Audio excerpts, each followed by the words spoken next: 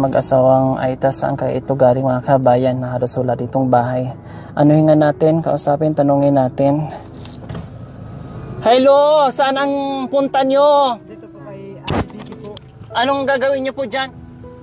Magpapa. Sa hospital po. Magpapatulong. Opo, kay... Bakit? Anong nangyari sa inyong mga hospital? Ito po yung mister. Ako po. Ano pong nangyari sa inyo, kuya? Nagsimula po, nagpasan ako ng saging. Simula na po dun yung Magandang hapon po mga kabayan. Kung napanood nyo po yung ating episode nung nakaraan, no, kahapon, ay meron tayong nasalubong na mag-asawa na naglalakad papuntang hospital po mga kabayan. Sa katunayan po, no, hindi namin nasamahan sila sa hospital pero kumuha kami ng masakyan nila para maihati doon sa hospital at nagbigay na rin tayo ng pangpa-check up at nagbigay rin tayo ng ayuda. So ngayon pupuntahan natin yung mag-asawa kung saan dito sila nakatira mga kabayan, no? Puntahan natin yung bahay na at kumustahin natin.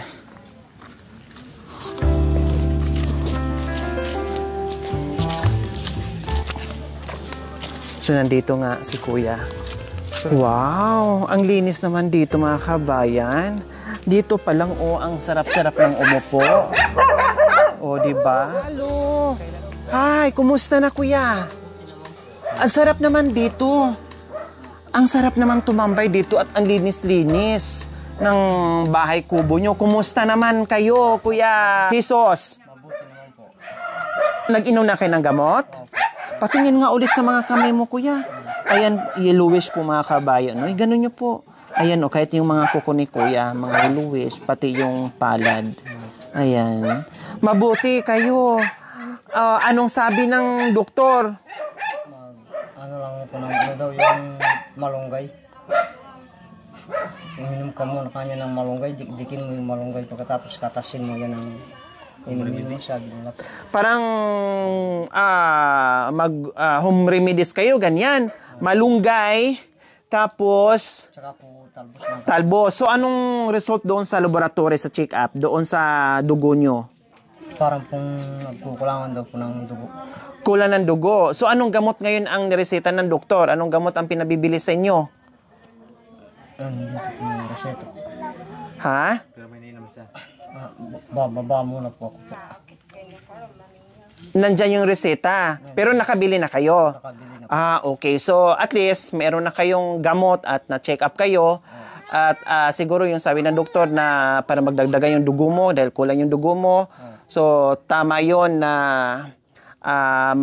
lang kayo, maggulay-gulay, ganyan, no? At saka siguro sa nakakalimutan nyo na rin siguro, kuya, yung kain nyo kasi naging bisi-bisihan na kayo sa bundok, no? Naging bisi-bisihan na kayo sa ginagawa nyo, nakakalimutan nyo na yung kain nyo, nalilipasan na kayo ng gutom, napapasma na kayo, no? Kasi syempre aakyat ka ng bundok pag wala kang baon, pag baba mo galing sa bundok ay hapon na, hindi mo na namalayan yung oras, wala ka na palang kain o nalipasan ka pala ng kain. Magkakapilang po, hindi na po nag-aalmusal. Ayun. Umuwi alas 5, wala na pong kain. Ha? Walang almusal, walang tanghalian. Po, kapilang po. Uuwi kinambay alas 5 ng hapon. Para makalinis lang po ng matataniman. Tapos pagdating ng bahay, alas 5 ng hapon, ano makakain nyo? Meron naman pong konting tirang pagkain kung tinitira nila po. Diyos ko mga kabay, hindi nga kayo nagkamali doon sa mga nag-comment, no? Na ang sanhi doon siguro sa sakit o sa naramdaman ni Kuya Jesus ay yung ngayong nalilipasan ng gutom, sobra sa trabaho, nabibinat. Kasi sabi nga yung nakaraan may sakit siya pero patuloy pa rin siya sa pagbubukid dahil walang ibang choice. Pero ngayon na nagkasakit na siya, na mahigit na 1 buwan, yung asawa niya ngayon, yung ginagawa ni Kuya noon, ang nag-replace ngayon ay yung kanyang misis na sobrang payat din. Mahina din ang pangangatawan. Nasaan na si ate? Kumuha po ng kamuti sa bukid. Ay, nandoon siya ngayon. Okay. So, saan ba? Malayo po. Ha? Baka mamaya pa po darating yun. Kung sunduin mo na namin, anong oras umalis? Kanina pong bago pananghalian. Okay, saan ang daan? Papuntang ano, kuya? Diyan po malayo po yan. Pababa. Pwede ba kaming pasama na lang kami? Papunta doon? Huwag na lang kayong sumama sa amin. Magpapasama na lang kami? Matataas po yung inaakyat. Kuya ha, pautos ka na lang ng ano at magpasama sa amin para mapuntahan namin si ate. Opo, pwede rin po. Okay, sige. So, ayan po mga kabayan. Wala dito si Ate Elsa. Nandoon sa bukirin nila naglilinis. Kaya puntahan natin. Ayan po mga kabayan. May nauna na sa atin na guide. No? Diyos ko, sasabak na naman tayo sa lakaran at masusukal na daanan po mga kabayan. Continuous.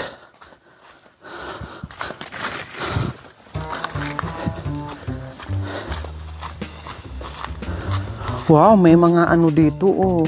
May mga pinya, kailang wala pang ano. Wala pang bunga, siguro hindi pa ting pinya ngayon. Pinya, ayun, may ano oh. Parang hinog na siya. Kailang pagpagalitan tayo oh. Ayun oh, may guyabano. Hinog na. Pati kamyas. Diyos ko, may mga kamyas. Oh. Ang dami pala. Ayun pa. Oh. May star apple. Kaimito. Ayan, may kaimito.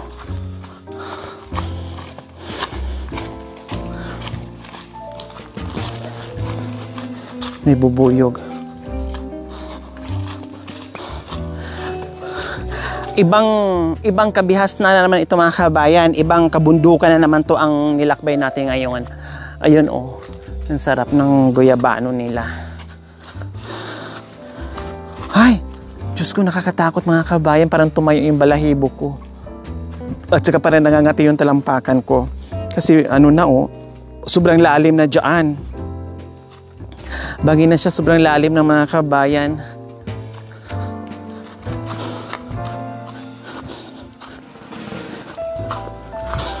May luya oh. Sayang na ano na. Bayan no, hindi talaga ako magsasawang umakyat, no, akyat baba ng mga kabundukan dito sa mga katutubong Aitas kasi nalilibang talaga ako sa mga pananim nila, no? Tuwing lingon mo, talaga may mga bunga, ang gaganda, ang tataba. May kaimito na pala mga kabayan oh. Ayan, maliliit pa lang. Ayan, may mga kaimito na pala. Wow, maliit na puno pero hitik sa bunga. Maliliit pa nga lang.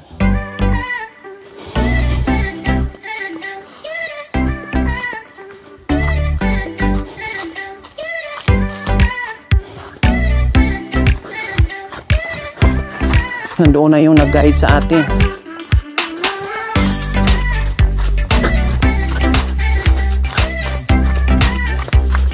Pababa.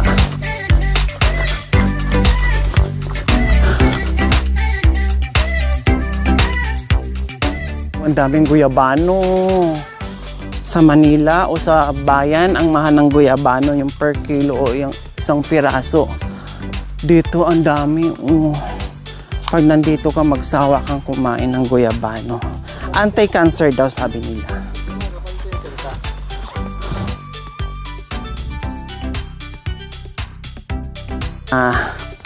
Hindi ko na halos tingnan yung dinadaanan ko. Doon na lang sa mga prutas. Ay, naku, na-amaze ako. Ay, ang dami, oh. Diyos ko, kayang-kaya mo lang abutin. Ayun, ayun, ayun, ayun. Diba? Ay, Diyos ko, ang daming guyabano. May gulay.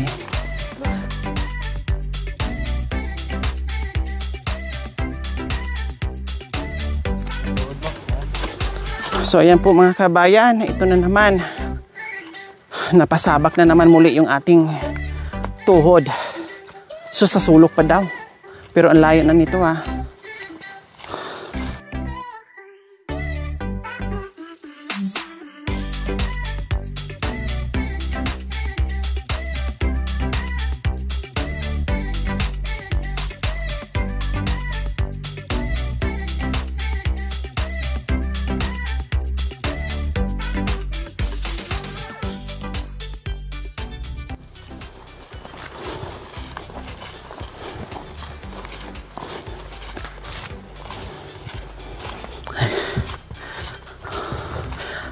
Anong oras na? Alas 3 pa ito mga kabayan, no? Pero mukhang alas 6 na. Kasi nandito tayo sa ilalim ng mga punong kahoy o puno ng mga kawayan. Nasa gubat na tayo. Kaya mukhang madilim na. Pero mag-aalas 3 pa po ng hapon. Ayun, no? Mataas pa yung araw. So biro nyo mga kabayan, ang hirap nga nito, no? Tama nga yung sinabi ng mag-asawa na nahihirapan sila sa pag-akyat ng kanilang mga kalakal. Kasi sobrang layo, as in. Tapos yung asawa ay may sakit.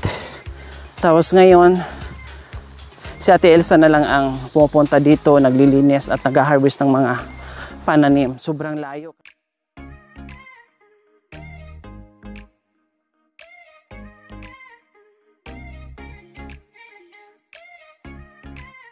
Kuya, malayo pa. Ay, doon pa po. Doon. Walang katapusang doon. Kantahan ko na lang kayo. Doon lang. Ay, nandyan na po.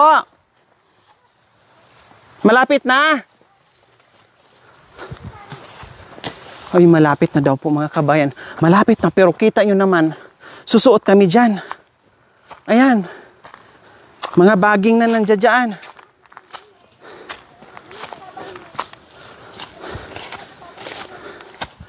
So, sa wakas po mga kabayan, 48 years tayong naglalakad at rating na rin natin. Nandito na tayo sa bungad. Tara, aakyat tayo. Ano bang nakatagong dyan? Pananim ni Ate Elsa.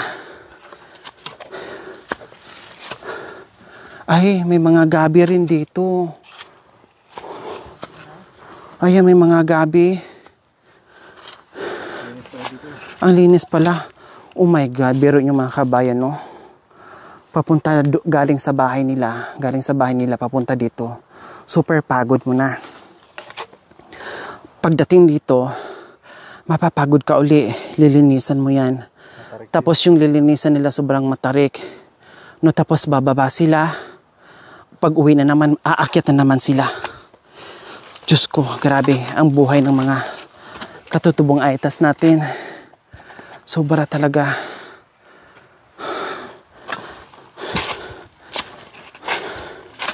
Kaya minsan, madudurog na lang ang puso mo pag kamustahin mo.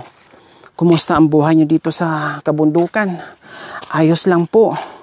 Okay lang po. Ganun, Diyos ko, isasagot nila sa atin. Nakakadurog ng puso, ibig sabihin. Hindi nila iniinda yung pagod, yung hirap, yung pagkain. Tapos tayo, pag may pagkain, nagsasayang ng pagkain. Ay. Kaya salamat talaga doon sa mga sponsors ko na walang ginawa kundi tumulong ng tumulong. Magmahal ng magmahal. No, love and compassion talaga. Salamat po talaga sa mga sponsors ko, sa mga subscribers, followers, YouTube members, viewers, commentators, sa lahat po.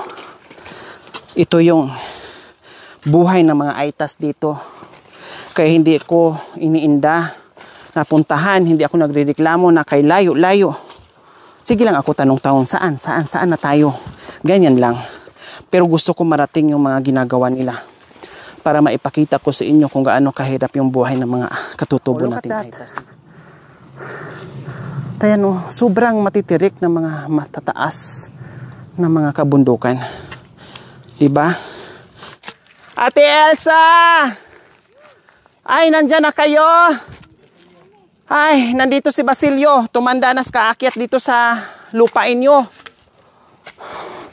Nasaan kayo, Ate Elsa? Ha?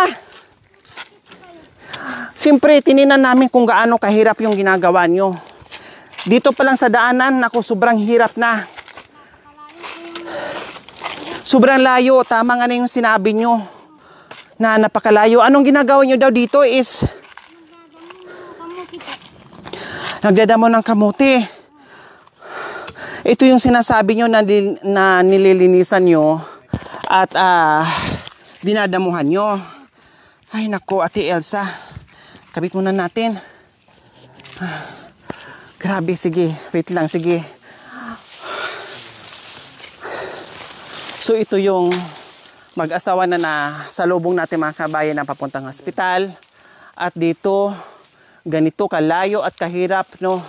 Yung pagpunta dito mga kabayan na halos, naku po, napakahirap talaga. Hindi ko ma-explain kung gaano kahirap, kung paano nila nakakayanan yung akyat baba na may daladalang mga kalakal, kung paano sila nabuhay mga kabayan, no? Kaya ganun po nagkasakit yung mister ko po. Dahil sa sobrang pagod niya, gutom niya, hirap niya. Opo, Kumbaga ganun halo-halo na, nandoon Opo. na lahat, Ate Elsa. Nandoon na po. Pati kayo, kaya wag din yung abusuin yung katawan nyo kasi kayo nakikita ko napakapayat nyo. Kung hindi ka rin po magtatrabaho, anong makain mo po? Kung hindi ka po magtatrabaho. Kaya kailangan magtanim na magtanim. Kahit nakamuti po, pagkasya na namin po. Bakit napakalayo naman ito? Di ba pwede kayong doon magtanim banda doon? Bakit kailangan dito? Siyempre, kung hindi mo naman po lupa, hindi mo pwede mataniman. So kayo ang naglinis nito at tinaniman nyo. Kami po naglinis kami dalawa ng asawa ko. Oh my goodness. So ano-ano ba ang mga pananim nyo dito, Ate Elsa? Bukod dito sa kamote. Papaya, luya, tsaka gabi po. Grabe ang tiyaga nyo talaga, Ate Elsa. No? Ate Elsa, no? Sa bagay, sabi mo nga, ay kung hindi kami magtatanim, anong kakainin nyo? Tama. Kaya hindi talaga pwedeng indahin na yung pagod, yung hirap. Kasi mas kawawa ka, no? Mas nakakagutom, mas nakakaawa na wala kang makain. At ito naman, dito kayo minsan dito kayo natutulog. Kasi may mga damit, May mga damit. Diyan din kayo siguro nagsasaing na. Dito po Ayan. nagsasaing. So ayan po mga kabayan, dito sila din nagtatambay. Ayan. At may atip naman. Ayan. May trapal tapos nilagyan lang nila ng dahon ng saging. So ayan po. Ayun pananim nyo rin to, Ate Elsa. Ayun. Ayan po. So ayan po mga kabayan. Papaya. Ipakita ko lang po mga kabayan ha. Ito yung pinupuntahan nila dito na hindi sila nagrereklamo sa sobrang layo. No? Na nandito na sila sa Kapiranggot pero pinagtsatsagaan nila kasi wala nga silang ibang income. Itong mga luya, ayan, no, papaya, tapos kamote. Yung mga gabi doon sa baba, sa inyo yon? Sa amin din po yun. Hanggang baba? Opo. Wow! Kaya Hala, nagkasakit Diyos ko po mga yung kabayan, kasama napaltusan ako, humawak lang ako ng tungkod ko. Ayan, napaltusan ako. Lumubo. Wag lang tanggalan ng balat para hindi masugatan. Hay. May mga ubi din, mga kabayan. Ayan.